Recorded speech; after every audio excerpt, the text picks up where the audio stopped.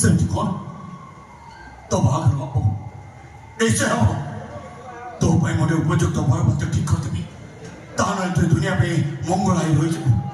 ଏଇ ପରିସ୍ଥିତିରେ ମୁଁ ସହିପାରିବି, କେବେ ସହିପାରିବିନି। ମୁଁ ତୋ ବାହାଘର ନିଶ୍ଚୟ ହବ, ନିଶ୍ଚୟ ହବ। ଆରେ ମୁଁ ଚିନ୍ତା କରିନି କେମିତି?